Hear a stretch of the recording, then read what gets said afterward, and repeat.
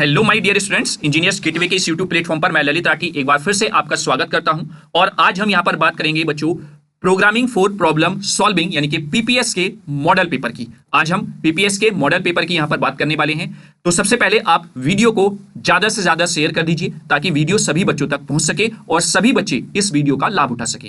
देखिए, model paper का मुख्य उद्देश्य होता है कि आपको आपके पेपर के पैटर्न से रूबरू कराया जा सके और जो क्वेश्चन इंपॉर्टेंट है एग्जाम के पॉइंट ऑफ व्यू से उनको आपको बताया जा सके, ताकि उसकी हेल्प से आप जैसा प्रेशर एग्जाम हॉल में आप झेलते हैं उस तरीके के प्रेशर के साथ आप इस क्वेश्चन पेपर को सॉल्व करके देखें, ताकि वहां पर जो टाइमिंग की मैनेजमेंट की प्रॉब्लम बच्चों को होती है कि किस तरीके से हम टाइम को मैनेज करें, वो प्रॉब्लम आपके सामने ना आए। मुख्य उद्देश्य मॉडल पेपर का ये होता है। तो चलिए, आई होप आपने वीडियो को शेयर कर दिया होगा अपने सभी सोशल अकाउंट्स पर। और अब शुरू करते हैं हम अपनी वीडियो को। उससे पहले अगर आप पहली बार चैनल पर विजिट किए हैं बच्चों, तो चैनल को सब्सक्राइब कर लें और बेल आइकन को भी प्रेस कर लें ताकि समय समय पर आपको वीडियोस के नोटिफिकेशंस मिलते रहें, ताकि आप किसी भी वीडियो के नोटिफिकेशन से ना छूटें और कोई भी इंपॉर्टेंट वीडियो आपकी ना रह जाए। तो चलिए शुरू करते हैं अपने मॉडल पेपर को। मॉडल पेपर को शुरू करने से पहले हम एक मोटिवेशनल कोट के साथ आगे बढ़ेंगे। आपकी मेहनत आपको कभी भी निराश नहीं करेगी और ये 100% सही बात है। आपने पास्ट में किस तरीके की मेहनत की है, प्रेजेंट में उसी तरीके का रिजल्ट आपको देखने को मिलेगा। अगर आपने अपने पीपीएस सब्जेक्ट की तैयारी, जैसे मैंने बताया था कि प्रोग्राम्स के बेसिस पर आपको ज्यादा से ज्यादा प्रैक्टिस करनी है अपने सब्जेक्ट की, अगर उस तरीके से की होगी तो डेफिनेटली जब आप एग्जाम हॉल में बैठेंगे तो मैं गारंटी के साथ कहता हूं कि आप बेहतर और रिलैक्स फील करेंगे उस समय पर जब आप एग्जाम हॉल में बैठे होंगे और अपने पेपर को कर रहे होंगे। ठीक है, तो चलिए शुरू करते हैं अपने पीपीएस का मॉडल पेपर।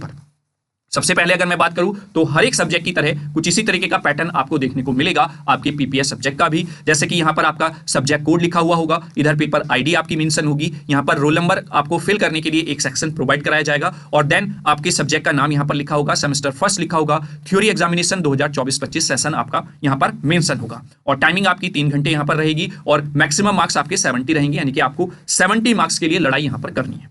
सारे सेक्शन आपको अटेम्प्ट करने हैं। जैसा कि मैं आपको बता चुका हूं कि आपके जो पेपर हैं वो 3 सेक्शन में रहते हैं, सेक्शन ए, सेक्शन बी और सेक्शन सी। तो जैसा कि आप यहां पर देख रहे हैं, सेक्शन ए से हम शुरुआत करेंगे जहां पर आपको सारे क्वेश्चंस करने होते हैं। 7 क्वेश्चन आपको मिलते हैं और हर एक क्वेश्चन 2 मार्क्स का होता है, तो टोटल ये सेक्शन आपका 14 मार्क्स का बन जाता है। यहां पर आपको केवल और केवल अपने आंसर को ब्रीफ में देना होता है। मतलब कहने का यह है लगभग 30 से 40 वर्ड्स में आपको इस क्वेश्चन के आंसर को देना होता है। उसमें अगर कोई डायग्राम है तो आप डायग्राम की हेल्प से और अच्छे से उसको एक्सप्लेन कर सकते हैं। तो लेकिन अगर आप एक्सप्लेन करने के पॉइंट ऑफ व्यू से देखें तो 30 से 40 वर्ड से ज्यादा आपको नहीं लिखना होता है, अदरवाइज आपका जो टाइम मैनेजमेंट है वो गड़बड़ा जाएगा और आपके आते आते क्वेश्चन भी आपसे छूट जाएंगे अगर इससे ज्यादा यहां पर आप लिखने की कोशिश करेंगे, क्योंकि मैक्सिमम नंबर आपको 2 ही मिलने हैं। एट द एंड यही आपको देखना है। ठीक है, तो चलिए शुरुआत करते हैं अपने सेक्शन ए की। और सेक्शन ए के पहले क्वेश्चन की अगर मैं बात करूं तो यहां से फुल फॉर्म और सिग्निफिकेंस पूछे गए हैं, किसके? ईओएफ के। तो ये आपको लिखना है, पहले उसकी फुल फॉर्म लिख देंगे और उसके बाद उसके सिग्निफिकेंस लिख देंगे, बस और डिटेल में इसको नहीं एक्सप्लेन करना। वहीं पर दूसरे क्वेश्चन की अगर हम बात करें तो draw the memory hierarchical structure of the computer system. केवल और केवल ड्रॉ करना है। यहां पर ऐसा नहीं कि आप ड्रॉ करके उसके पार्ट्स वाइज उसको एक्सप्लेन भी करने लगे, नहीं बेटा, यही टाइम मैनेजमेंट आपको समझते हुए चलना है। किस तरीके से आपको आंसर लिखना है, कितना उसमें लिखना है, ये आपके क्वेश्चन पर डिपेंड करेगा क्या पूछा गया है और कितने मार्क्स के लिए पूछा गया है। तो वो सारी चीजें एनालाइज करनी पड़ेंगी और इन मॉडल पेपर्स का यही बेनिफिट होता है कि हम आप लोगों को जो बच्चे गलतियां करते हैं उनसे सचेत करते हैं, ताकि आप अवेयर रहें और एग्जाम में वो गलतियां ना करें, ताकि आपका कोई क्वेश्चन ऐसा ना हो कि जो आता था आपको और टाइम की वजह से वो छूट जाए। ठीक है, तो इन सब चीजों का आपको बेसिकली ध्यान रखना है। चलिए, 2 क्वेश्चन हो गए। नेक्स्ट क्वेश्चन की अगर हम बात करें, क्वेश्चन नंबर 3 की, तो यहां पर एक प्रोग्राम आपको दिया गया है, उसकी आउटपुट आपसे पूछी है। इस प्रोग्राम को आप एनालाइज करेंगे और क्या आउटपुट इसका निकलेगा उस चीज को आपको यहां पर लिखना है। ठीक है, तो आई होप आप इस क्वेश्चन को कर ले जाएंगे, क्योंकि अगर आपने प्रोग्राम्स की प्रैक्टिस अच्छे से की है, जो इसमें आपकी इंस्ट्रक्शंस यूज होती हैं उनका आपको अच्छे से अंदाजा है, तो आप आंसर आराम से इसका लिख जाएंगे। ठीक है, चलिए नेक्स्ट क्वेश्चन की बात करते हैं, क्वेश्चन नंबर 4 की। तो compare the linear search and binary search in term of the complexity. Complexity की फॉर्म में आपको लीनियर सर्च और बाइनरी सर्च को कंपेयर करके दिखाना है। वहीं पर right the importance of the base value in the recursive function. Recursive function में इंपॉर्टेंस लिखनी है बेस वैल्यू की, ये यहां पर क्वेश्चन पूछा गया है और आगे डिफरेंशिएट करने के लिए बोला है मैलॉक और कैलॉक फंक्शन को। ठीक है, मैंने आपको बताया है कि आप डिफरेंस जो है वो बहुत अच्छे से करके जाएं। डेफिनेटली आपको 1 या 2 डिफरेंस जरूर देखने को मिलेगा, या तो 2 मार्क्स में या 7 मार्क्स में आपको देखने को मिल जाएगा। वहीं पर एक्सप्लेन करने के लिए कहा है ब्रेक एंड कंटिन्यूअस पॉइंट को with the help of an example. तो एग्जाम्पल की हेल्प से इन दोनों पॉइंट्स को आपको एक्सप्लेन करने के लिए कहा गया है। तो ये सेक्शन ए था जिसमें 7 क्वेश्चन थे, हर एक क्वेश्चन 2 मार्क्स का था, तो यहां से आपके 14 मार्क्स हो जाते हैं। अगर मैं आपको यहां पर सजेस्ट करूं तो आप इस सेक्शन को अगर कोशिश करें लास्ट में करें, अदरवाइज अगर आप इसको शुरू में करना चाहते हैं तो इस सेक्शन के लिए केवल और केवल आप 30 से मैक्सिमम 40 मिनट ही लें, यानी कि इस सेक्शन ए को आप 30 से 40 मिनट में निपटाएंगे। इस तरीके से आपको इस सेक्शन को सेलेक्ट करना है। देखिए, जब भी आप बच्चों क्वेश्चन पेपर को लेते हैं, यानी कि जब आप एग्जाम हॉल में बैठेंगे आपको क्वेश्चन पेपर मिलता है, तो सबसे पहले मैं कहता हूं आपको 5 से 10 मिनट आप अवश्य अपने क्वेश्चन पेपर को एनालाइज करने के लिए दें, क्योंकि वहीं से आपकी स्ट्रेटेजी बनती है किस तरीके से आपको क्वेश्चन पेपर को अटेम्प्ट करना है। वहां से आप एनालाइज करेंगे कि आपको पहले सेक्शन ए करना है, सेक्शन बी करना है या सेक्शन सी करना है। क्योंकि जब एग्जामिनर कॉपी चेक करता है तो कोशिश करें कि आप जिस सेक्शन को कर रही हैं उस सेक्शन को कंप्लीट करें। ऐसा ना हो कि एक क्वेश्चन आपने सेक्शन ए का कर लिया, फिर एक क्वेश्चन आपने सेक्शन सी का कर लिया, फिर एक क्वेश्चन सेक्शन बी का कर लिया, देन फिर सेक्शन ए पर आ गए, फिर सेक्शन सी पर, फिर सेक्शन बी पर, फिर ए पर, फिर बी पर। इस तरीके से थोड़ा सा डिस्टर्बेंस होकर एग्जामिनर आपसे थोड़ा सा मतलब नाराज हो सकता है ना। तो वो 5 से 10 मिनट अगर आप शुरुआत में दे देंगे तो वो आपके खराब नहीं जाएंगे, क्योंकि वहां से आपको एक पॉइंट मिलेगा कि कहां से हमें शुरुआत करनी है, कौन सी चीज हमारी कमजोर है, ताकि हम उसको बाद में लिखें। ठीक है, देखिए एक सेपरेटली वीडियो में आपके लिए लेकर आऊंगा किस तरीके से आपको कॉपी को रिप्रेजेंट करना है। उसमें मैं बहुत अच्छे तरीके से आपको बताऊंगा, ताकि आप 5 से 10 नंबर का डिफरेंस आपको जरूर देखने को मिलेगा अगर उन इंस्ट्रक्शन को फॉलो करते हुए आप कॉपियां लिखेंगे। ठीक है, देखिए मॉडल पेपर के साथ साथ ये जो इंस्ट्रक्शंस हैं इनको आप जरूर माइंड में रखें, दिमाग में रखें, ताकि वहां पर आप 5 से 10 नंबर का डिफरेंस क्रिएट कर सकें अपनी आती हुई आंसर्स को अच्छे से लिखकर। ठीक है, क्लियर। चलिए अब हम बात कर लेते हैं सेक्शन नंबर बी की। सेक्शन बी में आपको क्या करना होता है, सेक्शन बी में आपको 5 क्वेश्चन दिए जाएंगे हर एक यूनिट से, और यहां पर कोई भी 3 क्वेश्चन आपको अटेम्प्ट करने हैं।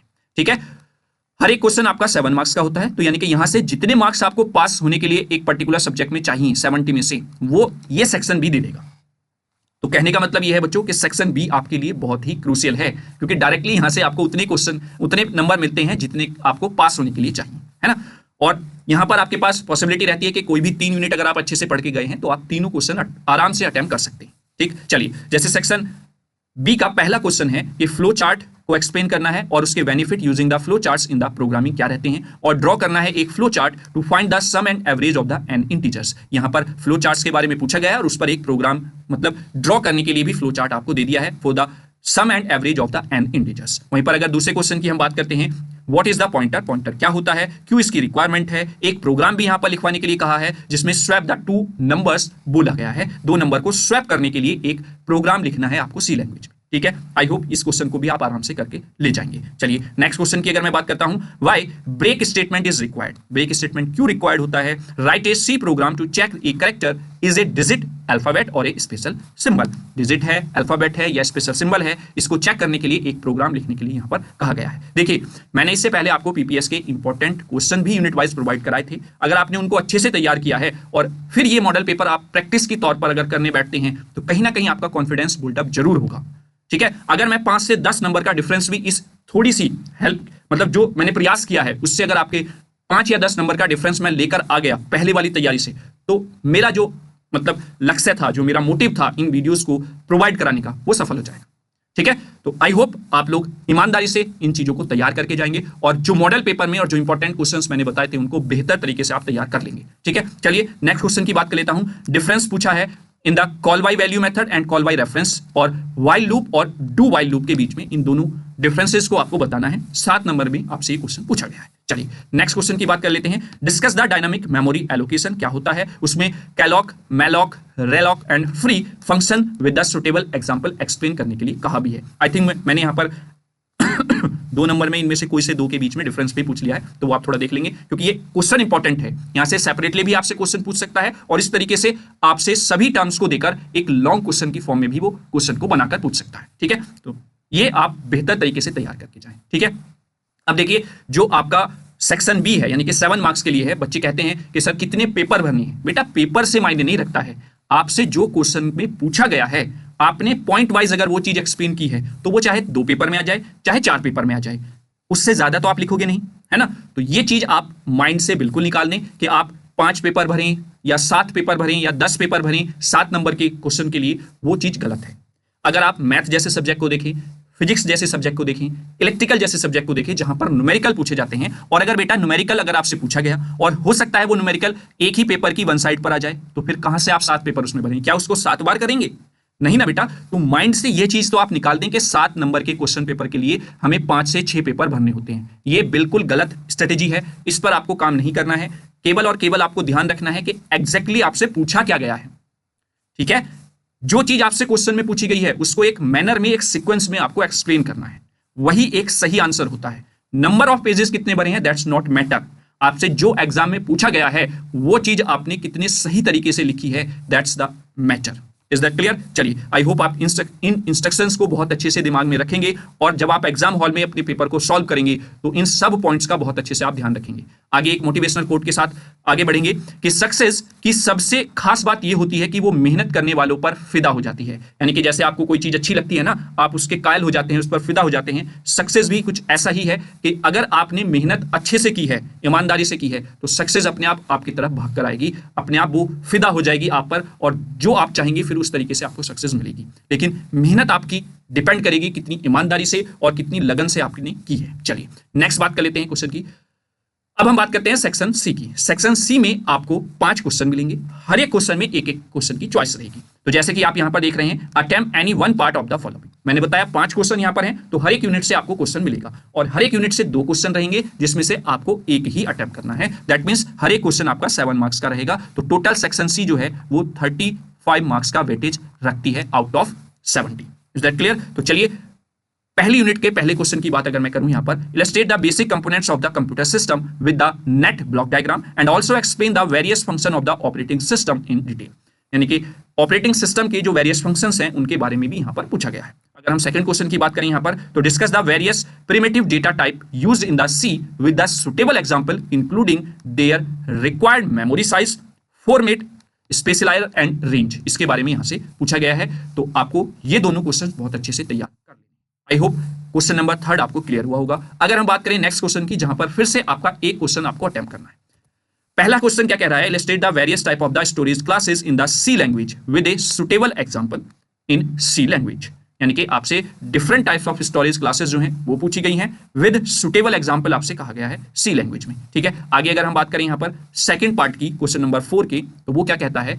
सेकंड पार्ट कह रहा है कि write a C program to copy the content of one text file to another text file. ये क्वेश्चन बहुत बहुत ज्यादा इंपॉर्टेंट है। इस तरीके के प्रोग्राम की प्रैक्टिस आप अच्छे से कर लें कि एक फाइल का कंटेंट कॉपी करना है दूसरे फाइल में, उसको फिर डिस्प्ले करना है। इस तरीके से आपका ये प्रोग्राम लिखने के लिए वो बोलता है। क्लियर? चलिए नेक्स्ट क्वेश्चन नंबर 5 की बात कर लेते हैं, जहां पर फिर से आपको एक क्वेश्चन को अटेम्प्ट करना है। 2 क्वेश्चन आपके यहां पर रहेंगे। देखिए, write a program in C to print the given pattern. इस तरीके का पैटर्न आपको दिया जाएगा, उसको प्रिंट करने के लिए यहां पर बोला है।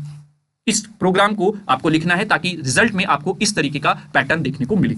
मैंने जब इंपॉर्टेंट क्वेश्चंस आपको बताए थे तो वहां पर मैंने कुछ इस तरीके के पैटर्न से आपको बोला था कि इस तरीके का पैटर्न आप प्रिंट करें और उसके लिए आप प्रोग्राम लिखें। तो किसी भी तरीके के पैटर्न को आपको वो देकर प्रोग्राम लिखने के लिए बोल सकता है। 1 2 3 की फॉर्म में दिया था और शायद ABCD की फॉर्म में कुछ इस तरीके से मैंने यहाँ पर आपको प्रोग्राम लिखने के लिए कहा था कि इस तरीके का पैटर्न आपको एट द आउटपुट देखने को मिले।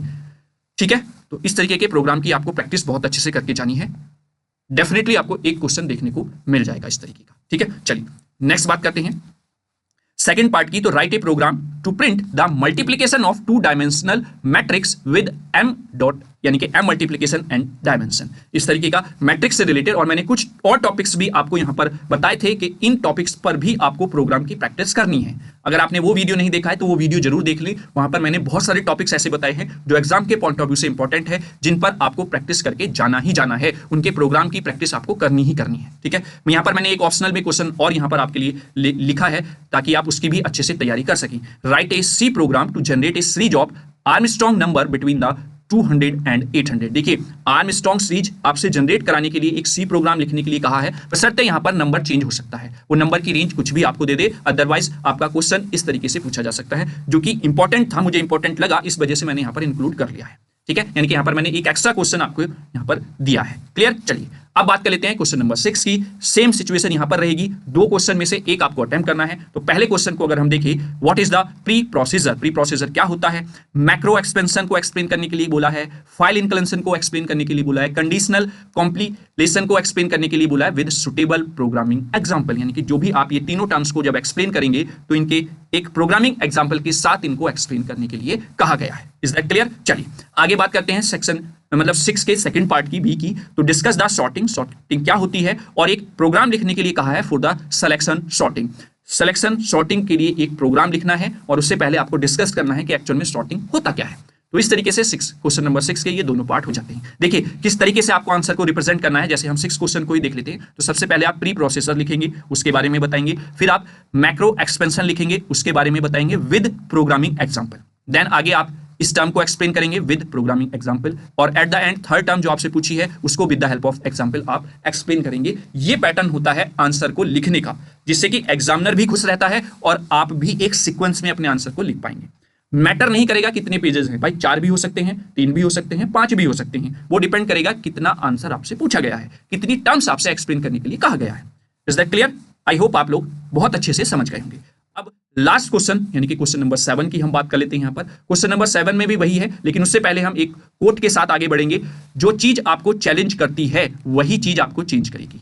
डेफिनेटली जो चीज आपको लगता है कि ये हार्ड है, हमसे नहीं हो पाएगी, एक ना एक दिन अगर उस चीज पर आप प्रैक्टिस करते चले गए तो वही चीज आपको पूरा चेंज कर देगी 180 डिग्री के साथ। ठीक है, तो इस चीज से बिल्कुल आपको नहीं डरना है, चैलेंजेस से आपको नहीं डरना है। कोई चीज अगर पहली बार में समझ में नहीं आ रही है तो ऐसा कुछ भी नहीं है जो आप समझ नहीं सकते हैं, बस उसके लिए आपको नित्य प्रयास करते रहना है। अगर आपसे पीपीएस की तैयारी नहीं हो रही है 1 घंटे में 2 घंटे में, तो आप 4 घंटे दें, डेफिनेटली आपसे तैयारी होगी। क्लियर है? तो इसी के साथ आगे बढ़ते हैं और लास्ट क्वेश्चन की अपनी बात कर लेते हैं। क्वेश्चन नंबर 7 में वही चीज है, 2 पार्ट आपको मिलेंगे, एक पार्ट आपको करना है। पहला पार्ट क्या कह रहा है, discuss the various file handling method used in the C. Briefly आपको बताना है, ज्यादा डिटेल में एक्सप्लेन आपको नहीं करना है आगे, क्योंकि और क्वेश्चन आपसे पूछा गया है, write a program in C to write some text matter into the file example.txt and then read this text matter and display on the console using file handling method। मतलब आपको एक प्रोग्राम लिखना है जिसमें some text matter जो कि file example.txt में आपको दिखे, और फिर उसके बाद उस टेक्स्ट को जो भी आपने वहां पर लिखा है उसको रीड किया जाए, डिस्प्ले किया जाए using the file handling method. इस तरीके से आपको सी लैंग्वेज में एक प्रोग्राम लिखकर दिखाना है। ये क्वेश्चन की डिमांड है। Is that clear? वहीं पर सेक्शन सी के क्वेश्चन नंबर 7 की अगर सेकंड पार्ट की मैं बात करूं तो discuss the various file operations, various file operations के बारे में यहां पर पूछा गया है, और फिर एक प्रोग्राम लिखने के लिए कहा है to read the content of an existing file and display the number of words and lines in that file. फिर आप एक प्रोग्राम लिखेंगे जो उस एग्जिस्टिंग फाइल में जिसके लिए आप प्रोग्राम लिख रहे हैं उसके कंटेंट को रीड कर सके और डिस्प्ले कर सके उसमें, जो उस फाइल में आपने लिखा है उसमें कितने नंबर ऑफ वर्ड्स आपने यूज किए हैं, कितनी नंबर ऑफ लाइंस आपने यूज की हैं, और भी बहुत सारी चीजें वो यहां पर पूछ सकता है कि उस फाइल में और चीजें क्या हैं। इस तरीके से आपकी लैंग्वेज घुमाकर प्रोग्राम्स को वो लिखवा सकता है। ठीक है, तो ये क्वेश्चन नंबर 7 हो गया, जो कि लास्ट क्वेश्चन था पीपीएस के मॉडल पेपर का। आई होप आपको मॉडल पेपर अच्छा लगा होगा और डेफिनेटली यहां से आपको एग्जैक्टली क्वेश्चन देखने को मिलेंगे भी। तो thanks for watching this video आपको कैसा लगा उसके लिए आप अपने वैल्यूबल कमेंट बॉक्स में लिखना न भूलें, क्योंकि यही कमेंट्स हैं जो हमें मोटिवेट करते हैं आपके लिए और बेहतर करने का।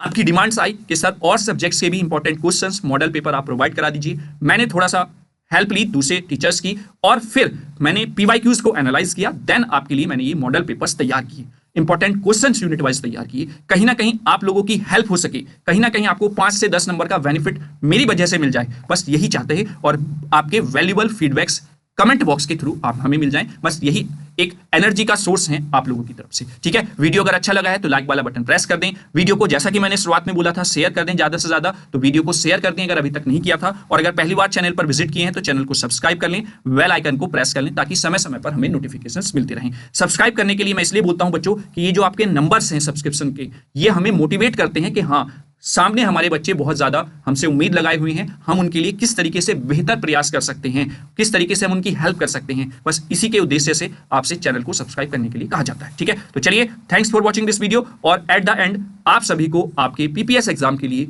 Good luck. आपका एग्जाम बहुत अच्छा जाएगा, ये मेरी गारंटी है। जब आप एग्जाम हॉल में बैठेंगे तो आप बहुत आसानी से सारे क्वेश्चन अच्छे तरीके से अटेम्प्ट करके आएंगे। तो इसी के साथ मैं थैंक यू कहता हूं आप सभी को, और at the end good luck, best of luck for your exam. Thank you so much. जय हिंद, जय भारत।